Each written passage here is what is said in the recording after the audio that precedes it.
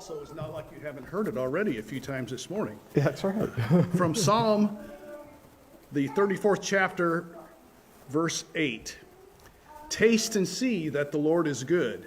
For those who fear him, blessed is the one who takes refuge in him. Amen. May God add his blessings to the reading of his word. So we are in the third Sunday of Advent, and we are going through a series entitled Experiencing Christmas by Seeing Christ in the Sights and Sounds of Advent. And I was talking to some that we have been doing the Bible study through, and it's actually been really interesting to go through this study to really experience it through our senses. So the first week we talked about the sights of Christmas and what are signs of Christmas, the things that we see. And last week we talked about the sounds of Christmas, all those Christmas carols and everything. And this week we talk about the tastes of Christmas. So what are some Christmas tastes? Things that really stand out to you that are like you have to have for Christmas dinner or a snack or something around Christmas time. What is a taste for any of you? Peppermint ice cream. There you go. Okay, let's be honest. Reese's peanut butter cups are good anytime. But yes, I get it. Anybody else? My wife's cookies. Your wife's cookies, okay. Homemade cookies are always good this time of year. Cinnamon rolls, there you go. Yeah. Going along with Susan's, it's always really good because the stores have a tendency to really carry peppermint mocha creamer. I love peppermint mocha creamer. Sometimes it's hard to get a hold of. What do you got? Candy canes? See, we're going with the peppermint thing. I like peppermint. And especially when you stir your hot chocolate with a candy cane. Oh, yeah. Yeah, I mean, we have all sorts of tastes that really remind us of Christmas and all of the things that encompass Christmas. And I did a little research because I'm weird this way. I always look up things. And did you know that taste is second only to smell as a memory trigger in our senses? In fact, smell and taste are very closely related. So if you have something that, especially as a kid, you ate, when you eat it again, it'll trigger a memory. Those different things that really bring Christmas to mind. So one of the things, and this isn't just a Christmas thing, but one of the things I like a lot, chips. I love potato chips. I have yet to find a potato chip that I won't eat again. Some I like better than others, but I pretty much will try any. Do you remember a couple years ago when Lay's came out with like 5, 6, 7 different flavors? Tried them all, pretty much liked them all. But I like chips. Now, granted, I can't sit and have a bag in front of me because I'll go through the whole thing, and it's not good for you to do that. But I do have, nope, the first picture. Anybody want to try this chip right here? Now you may be like, I don't know, because I don't know what it is. Well, this, it looks fairly innocent, right? Now, if I were to throw it in the second picture, if I were to throw it in this mix, you wouldn't be able to even tell the difference. You would not be able to tell at all. You wouldn't see a difference. But I guarantee you would taste a difference. You see, this is part of, go ahead and throw up the third picture. This is part of the Paqui, one chip challenge. This is the hottest chip in the world. It doesn't get any hotter than this. For reference, it mixes 2 different peppers. The Carolina Reaper pepper, which is for the measurement for this, is a 1.7 million Schofield units. And it also mixes in the Naga Viper pepper, which is around 1.4 million Schofield units. In reference, a jalapeno is 4,000 to 8,500. It's hot. It's hot. In fact, it has prominent labeling on it saying it's only for adults, it's not for children, it's not for anyone pregnant or with underlying health issues. Right off the bat, I'm marking this chapter off as new, right? In fact, it has warnings on it, continued warnings. Can cause a burning sensation in the mouth, in the throat, in the stomach, nausea and vomiting, heartburn, chest pain, and difficulty breathing. Anybody interested? In fact, it has caused so many issues, they have pulled it from the shelves.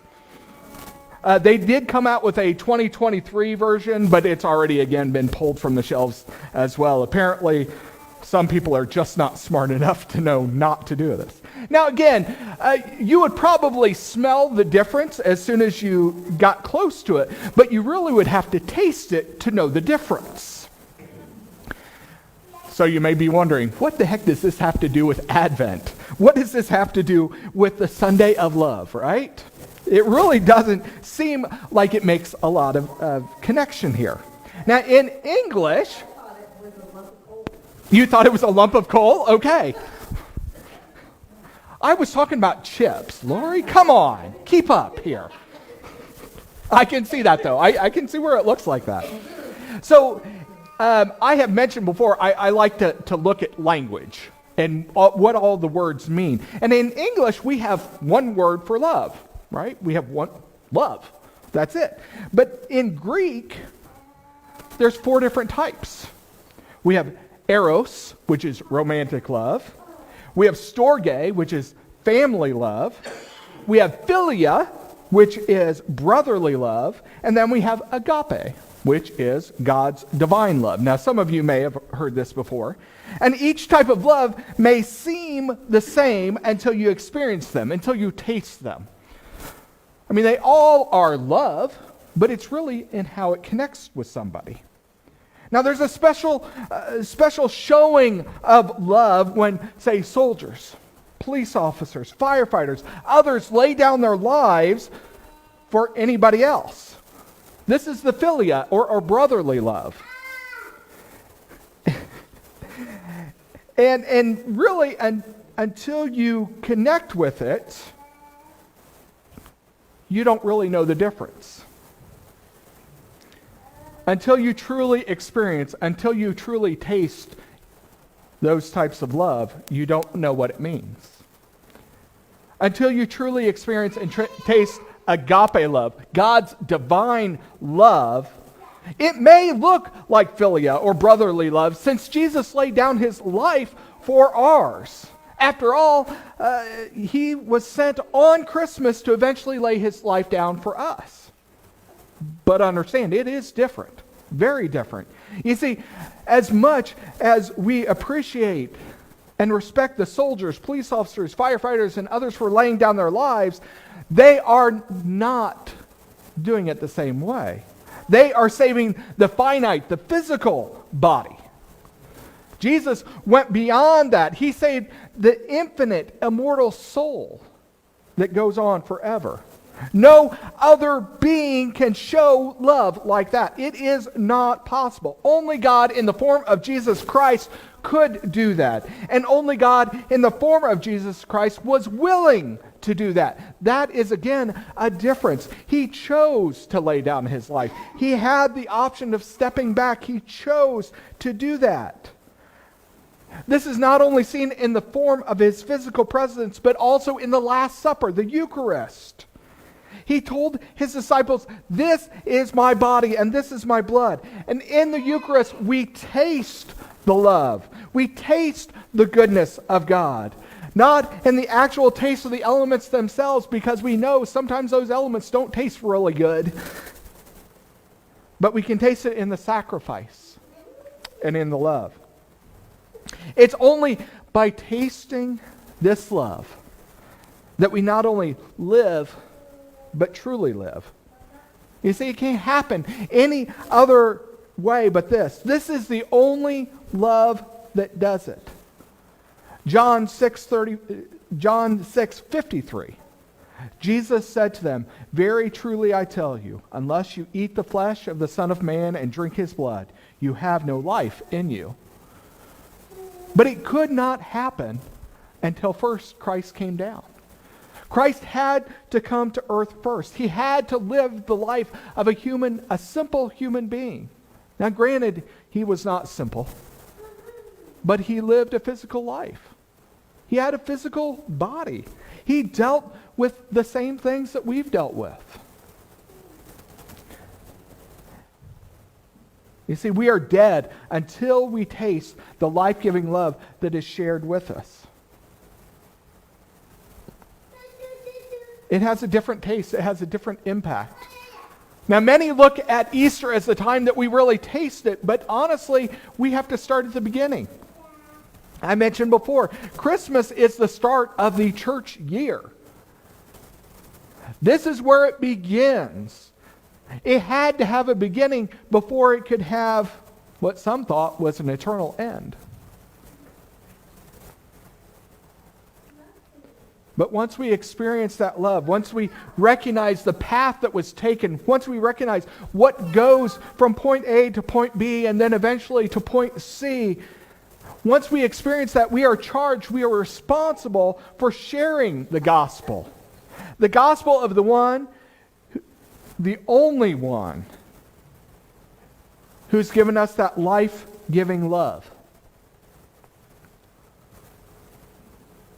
You see, this Christmas, we must remember the love that came down, that lived a life just like us, and then died so that we don't have to stay the way we were. The love that was willing to lay everything down for us to live forever. So what do we do with it this summer? Not summer yet. What do we do with it this Christmas? How do we experience that? How do we share that? Because I think we have a tendency to be really good about sharing the Christmas stuff, but how good are we at sharing the gospel during this time? I mean, granted, Luke, one of the gospels, does talk about Jesus' younger days, his birth. But how do we carry on further than that during this Christmas season? How do we explain that? How do we talk and walk through the whole process?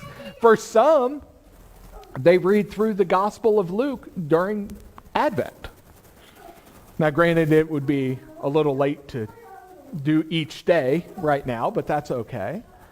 But think about how can you share the gospel message, the gospel message of love this Christmas?